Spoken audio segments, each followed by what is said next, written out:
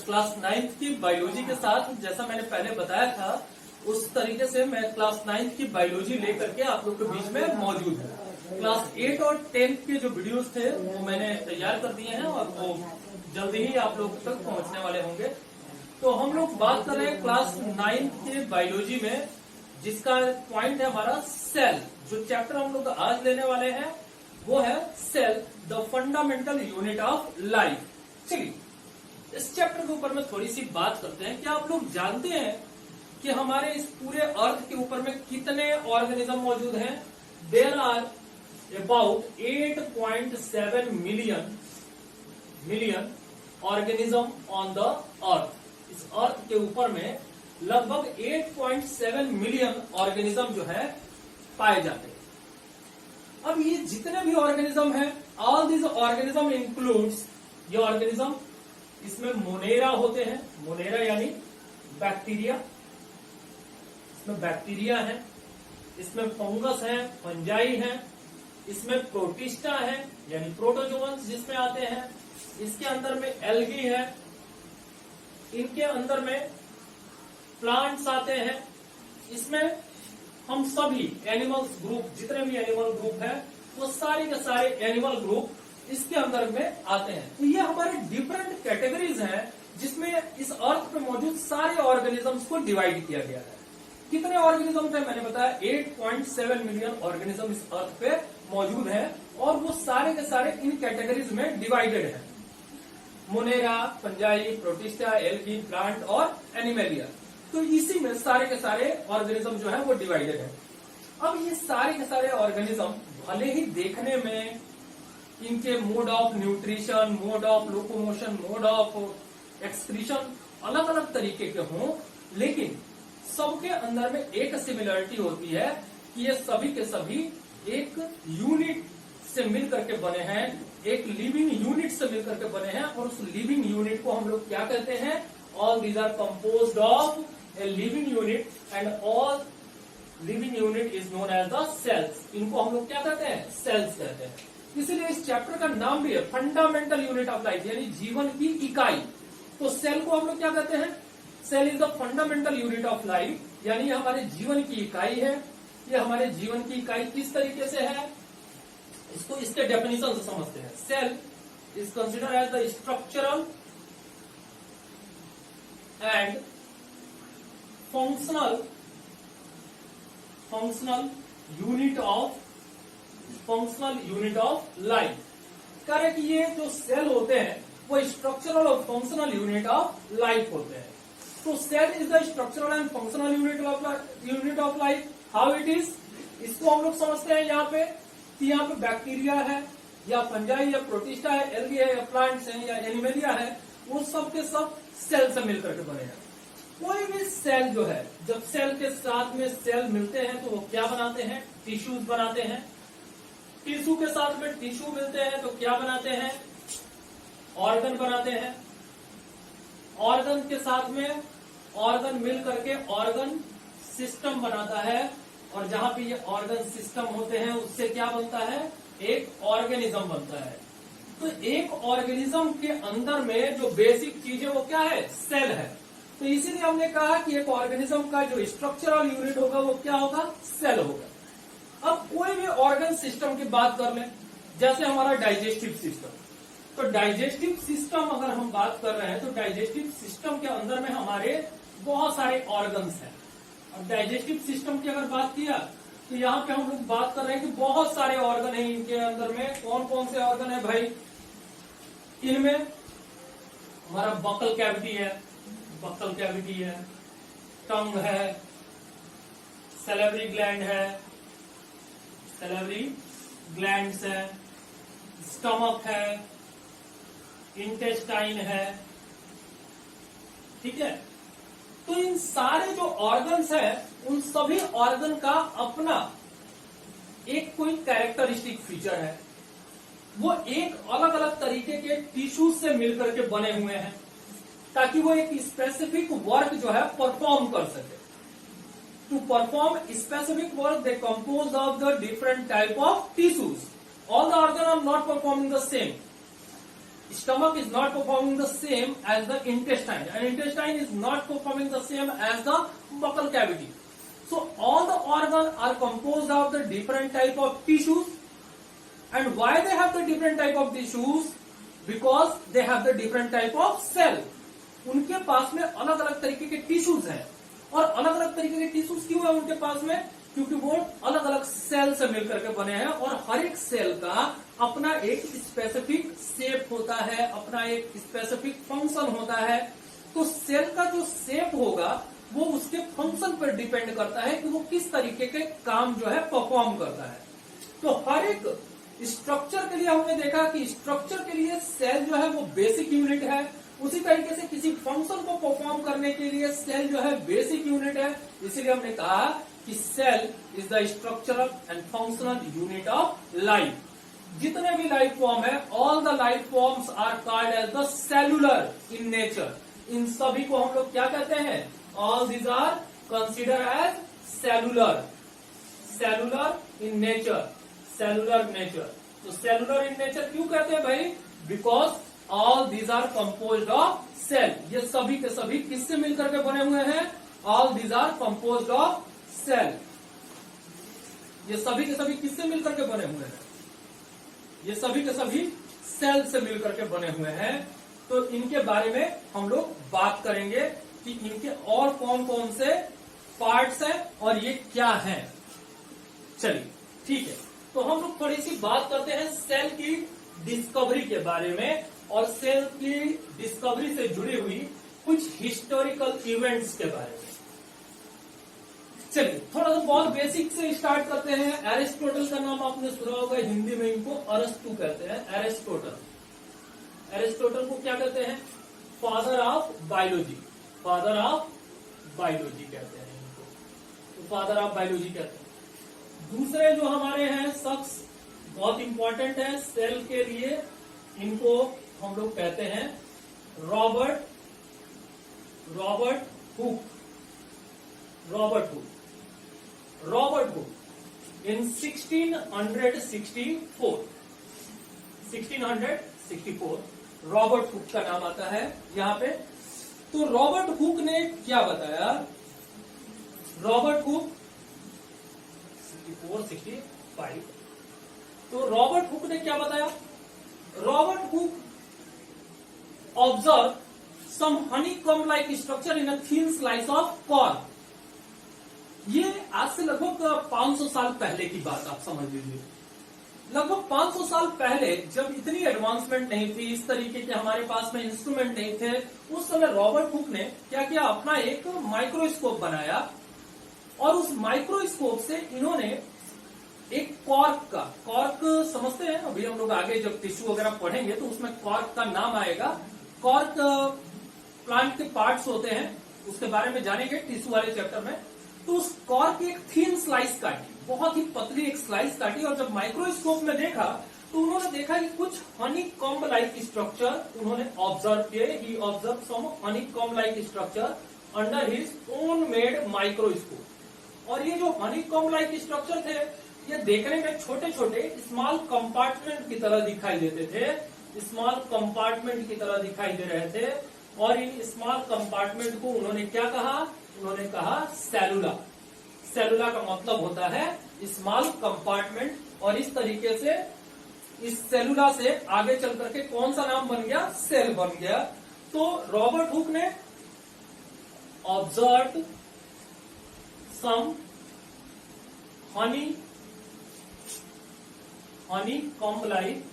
honeycomb like structure in his own made microscope. अपने से जो माइक्रोस्कोप बनाया था उसी के अंदर इन्होंने कुछ हनीकॉम्ब लाइक स्ट्रक्चर्स देखे और उसको उन्होंने नाम दिया सेलुला. ये बात है 1664 की. इसके बाद एक और साइंटिस्ट बहुत ही इंपॉर्टेंट है हमारे लिए, जिनका नाम है Anton von Leeuwenhoek. Anton von Leeuwenhoek. Anton von Leeuwenhoek.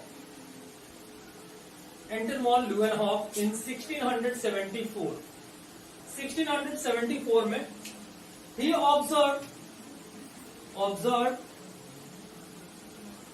First living cells in pond water, तालाब के, पोखरे के जल में इन्होंने कुछ लिविंग सेल्स को ऑब्जर्व किया। और वो लिविंग सेल्स क्या थे? वो प्रोटोजोअन्स थे, वो बैक्टीरियम्स थे। प्रोटोजोअन है, बैक्टीरियम को इन्होंने देखा। तो पूरा का पूरा क्रेडिट जाता है कि लिविंग सेल्स को जिन्होंने सबसे पहले आइसोलेट किया, जिन्होंने सबसे पहले देखा, वो कौन थे? Anton von Leeuwenhoek. कुछ और बातें करते हैं। Schleiden and Schwann, MJ Schleiden and Theodor स्वान,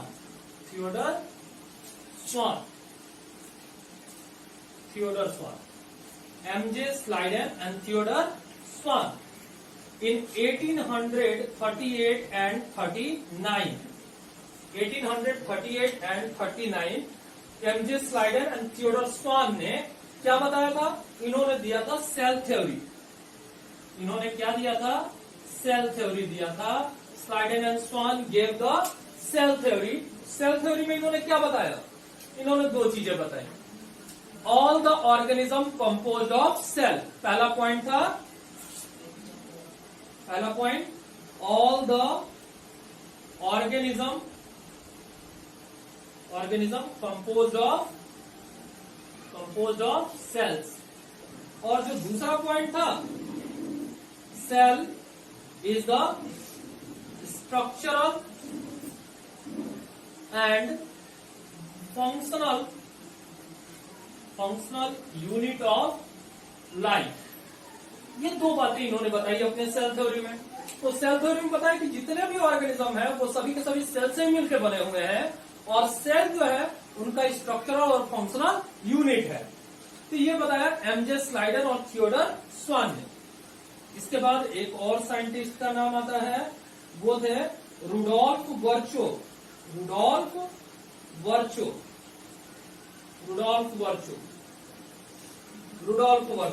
इन्होंने क्या किया भाई? रुडोल्फ वर्चो साहब जो थे वो आए 1858 में, और इन्होंने बताया, रुडोल्फ वर्चो ने बोला कि omni सेलुला E सेलुला।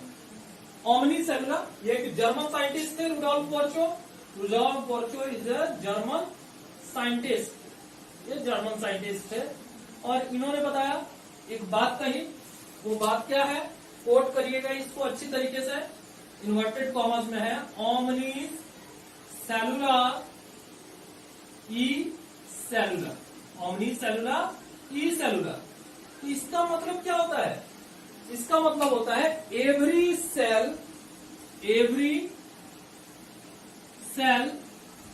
arises from pre-existing cell. हर एक जो सेल है वो पहले से मौजूद सेल से ही मिलकर के बनी है, कहीं से कोई नए सेल का निर्माण नहीं होता है। जैसे अगर सिंपली अगर इस बात को समझने का प्रयास करें तो एक प्लांट जो है वो अपने अंदर सीड प्रोड्यूस करता है, और उसी सीड से क्या होता है? नए प्लांट का विकास होता है, नए प्लांट का डेवलपमेंट होता है। तो वो सीड कोई नया सेल तो है नहीं, वो कहां से बना है? किसी पुराने प्लांट के ऊपर ही बना हुआ है, फ्रूट्स के अंदर बना हुआ है, तो वो उसी प्लांट का ही हिस्सा है। और वो सीड ग्रो करके एक नया ऑर्गेनिज्म डेवलप करता है, एक नया अपना जीवन की शुरुआत करता है। तो सेल जितने भी हैं वो पहले से किसी न किसी तरीके से मौजूद सेल से मिलकर के ही बने हुए हैं, कोई नए सेल का निर्माण नहीं होता है। इसी डेवलपमेंट के कोर्स में हम लोग बात करेंगे, थोड़ा सा हम लोग जानेंगे। एक साइंटिस्ट थे पुरकिंजे साहब। तो पुरकिंजे ने क्या बताया था? पुरकिंजे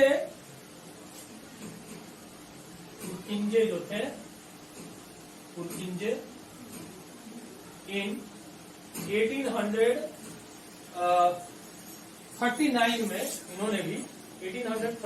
इन्होंने gave the term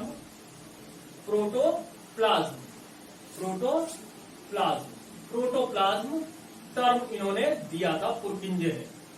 जो सेल के अंदर जो लिक्विड मटेरियल भरा रहता है वो प्रोटोप्लाज्म है, तो उस प्रोटोप्लाज्म के बारे में किसने बताया? पुरकिंजे ने बताया। और एक डुओ साइंटिस्ट आते हैं हमारे बीच में, उनका नाम है knoll and Ruska. Knoll and Ruska, इन्होंने क्या खोज करी थी भाई? Discovered electron microscope. इन्होंने क्या खोजा? इलेक्ट्रॉन माइक्रोस्कोप के बारे में खोज करी, जिसकी वजह से हम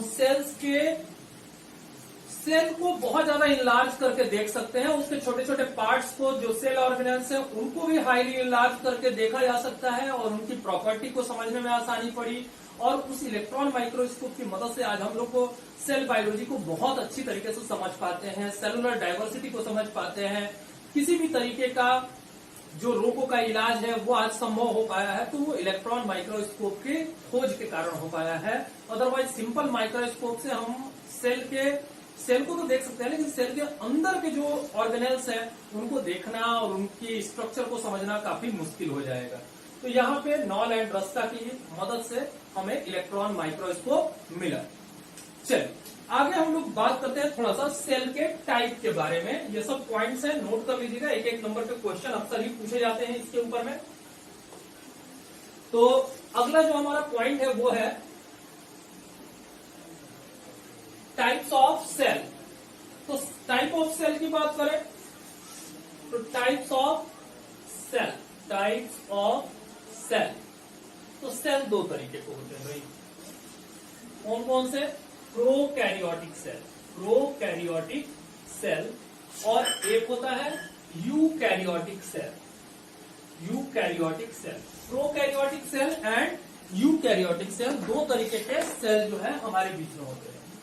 प्रोकैरियोटिक सेल, प्रो का मतलब होता है प्रिमिटिव। प्रो का मतलब क्या होता है? प्रिमिटिव। और कैरियन का मतलब होता है न्यूक्लियस। वैसे ही यहाँ पे यू का मतलब होता है ट्रू और कैरियन का मतलब होता है न्यूक्लियस। ठीक है, it means the cell with true nucleus and cell with the primitive nucleus. Cell with primitive nucleus and cell with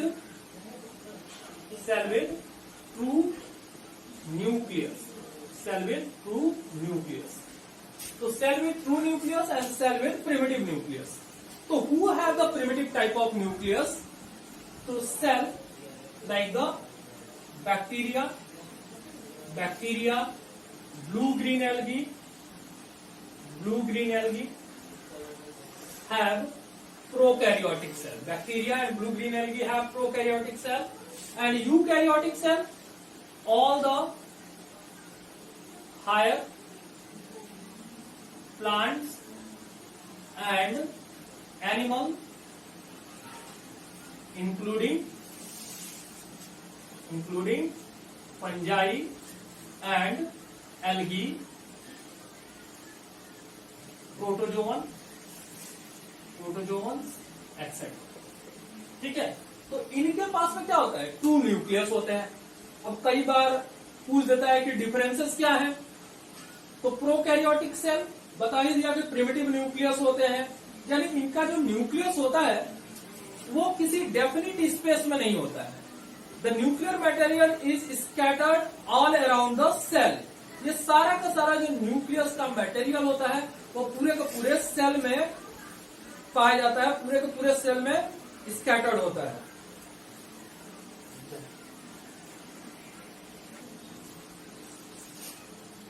ठीक है, तो सारा का सारा जो न्यूक्लियस होता है वो पूरे के पूरे सेल में स्कैटर्ड होता है। तो इस तरीके के न्यूक्लियस को हम लोग कहते हैं, the nucleus is known as the incipient nucleus, या इसको हम लोग कहते हैं न्यूक्लियोइड न्यूक्लियस, और it is known as the nucleoid. तो इंसिपिएंट न्यूक्लियस या न्यूक्लियोइड कहते हैं इसको। तो एक नंबर का इंपॉर्टेंट क्वेश्चन है कि name the term use for the prokaryotic nucleus. तो इंसिपिएंट न्यूक्लियस या न्यूक्लियोइड के नाम से इनको जाना जाता है, तो इस बात को आप जानिएगा। कुछ और खास बातें हैं, जैसे इनके अंदर में जो राइबोसोम होते हैं वो 70S टाइप होते हैं। चलिए, जब हम लोग राइबोसोम के बारे में बात करेंगे तो बताएंगे कि 70S और 80S राइबोसोम्स क्या होते हैं। इनके अंदर जो राइबोसोम्स पाए जाते हैं वो राइबोसोम्स कैसे होते हैं, 80S टाइप के होते हैं। 80S 70S क्या होते हैं, ये मैं जब आगे पढ़ाऊंगा सेल ऑर्गेनेल के बारे में तो वहां पे राइबोसोम्स के ऊपर में डिस्कस करेंगे। इनके अंदर में ज्यादातर most of the cell organelles absent, most of the cell organelles absent, ज्यादातर जो सेल ऑर्गेनेल्स होते हैं वो कैसे होते हैं, अब्सेंट होते हैं। इसमें कैसे होते हैं, प्रेजेंट होते हैं। ठीक है, तो ये कुछ डिफरेंसेस है हमारे प्रोकैरियोटिक और यूकैरियोटिक सेल के। चलिए अगले टॉपिक पे चलते हैं जल्दी से, और वो है हमारा types of organism. Types of organism, तो types of organism, types of organism, types of organism. तो यहां पे दो तरीके के ऑर्गेनिज्म, एक को कहते हैं यूनिसेलुलर, यानी कंपोज्ड ऑफ सिंगल सेल। कह रहे ऐसे ऑर्गेनिज्म जो केवल एक सेल से मिलकर के बना होता है उसे हम लोग कहते हैं यूनिसेलुलर। अब कौन कौन आते हैं इसमें आते हैं हमारे बैक्टीरिया, ईस्ट, अमीबा एक्सेट्रा, ये सब आते हैं हमारे यूनिसेलुलर। मल्टीसेलुलर, तो मल्टीसेलुलर में यानी composed of 2 or more cells, तो इसमें कौन आता है, इसमें आते हैं हमारे all higher plant and animals. इसमें सारे के सारे एनिमल और प्लांट्स आ जाते हैं। हम और आप भी मल्टीसेलुलर ऑर्गेनिज्म के रूप में आते हैं। ये पॉइंट हमारे हो गए। चलिए अगले पॉइंट्स की तरफ बढ़ते हैं और उसमें हम लोग बात करते हैं सेलुलर डाइवर्सिटी के बारे में। सेलुलर डाइवर्सिटी क्या होता है, तो सेलुलर डाइवर्सिटी की यहाँ पे बात करेंगे हम लोग जल्दी से कि सेलुलर डाइवर्सिटी है क्या। सेलुलर डाइवर्सिटी क्या है, सेलुलर डाइवर्सिटी,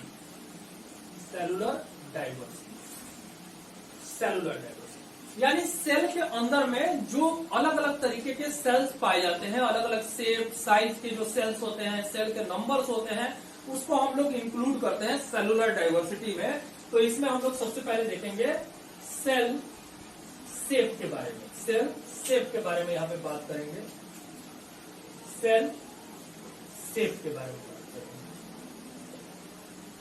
तो सेल का जो शेप होता है, it may be rectangular, it may be rectangular, it may be spherical,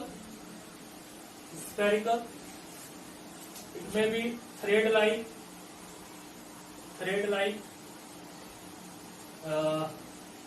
it may be irregular, it may be oval, rectangular, spherical, thread-like, irregular, oval, spindle shape और sleeper like. तो ये हमारे cell के shape हो सकते हैं। Rectangular cell कहां देखा है आपने, onion cell, peel of onion, तो उसमें हम देखते हैं कि इस तरीके के सेल जो है वो दिखाई देते हैं हमें। इनका शेप कैसा है, रेक्टेंगुलर है। स्फेरिकल शेप, गोल गोल सेल्स हमें देखने को मिलेंगे। ऐसा हमें लीफ के मेसोफिल सेल्स जो होते हैं वो देखने को मिलेंगे। जो लीफ का स्ट्रक्चर हम लोग देखते हैं, इंटरनल स्ट्रक्चर, तो वो बहुत सारे गोल गोल स्ट्रक्चर्स पाए जाते हैं जिनको हम लोग मेसोफिल सेल्स कहते हैं। तो ये देखने को मिलता है। थ्रेड लाइक स्ट्रक्चर, ये आपने नर्वस टिश्यू देखा होगा, नर्वस सेल्स देखे होंगे, न्यूरॉन देखा होगा। तो न्यूरॉन का स्ट्रक्चर कैसा होता है, थ्रेड की तरह होता है। ये थ्रेड की तरह स्ट्रक्चर है इनका। तो न्यूरॉन का स्ट्रक्चर कैसा होता है, थ्रेड की तरह होता है। तो ये बिल्कुल थ्रेड लाइक स्ट्रक्चर्स हैं इनके, ये थ्रेड लाइक स्ट्रक्चर, ठीक है, ये thread like structure. Irregular amoeba का जैसा स्ट्रक्चर होता है, इरेगुलर स्ट्रक्चर अमीबा के जैसा ही। ओवल, कोई एग आपने देखा है तो एग का जैसा शेप होता है, वो कैसा होता है, ओवल होता है। स्लीपर लाइक सेल्स, तो स्लीपर लाइक सेल्स किसके होते हैं भाई, पहचानिए इसको, ये कौन है, ये है पैरामीशियम भाई साहब है, ये पैरामीशियम है। तो इसका शेप कैसा है, स्लीपर की तरह है। तो अलग अलग शेप के जो सेल्स हैं हमारे, वो यहाँ पे हमें देखने को मिले कि सेल का शेप कैसा हो सकता है। तो सेल में भी ऑफ डिफरेंट शेप, जो सेल का शेप होगा वो इस अलग अलग तरीके के होंगे हमारे पास। सेल साइज की बात करें, सेल साइज की बात करें तो सेल का साइज कितना हो सकता है भाई, सेल्स में vary from 0.2 to 5.0 mu meter in size. तो सेल का साइज इतना हो सकता है, इस आकार प्रकार के सेल हो सकते हैं 0.2 से लेकर 5.0 म्यू मीटर तक का इनका साइज हो सकता है। यहाँ पे कुछ ऑर्गेनिजम्स के बारे में आपको बताऊंगा। कुछ ऑर्गेनिजम्स हैं जिनका नाम है जैसे PPLO, pleuro pneumonia like organism, pleuro pneumonia like organism, pleuro pneumonia like organism, इसको हम लोग कहते हैं माइकोप्लाज्मा। क्या कहते हैं इसको, माइकोप्लाज्मा कहते हैं। And it is consider as the smallest cell, इसको क्या कहते हैं, it is the smallest cell. PPLO क्या है, it is the smallest cell, ये जो है वो स्मॉलेस्ट सेल है। इसके अलावा ऑस्ट्रिच एग, ऑस्ट्रिच एग,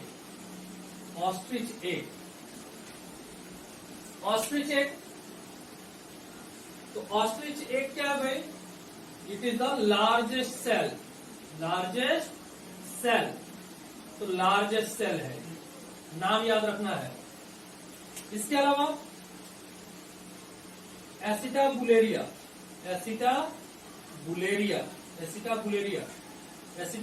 क्या है, ग्रीन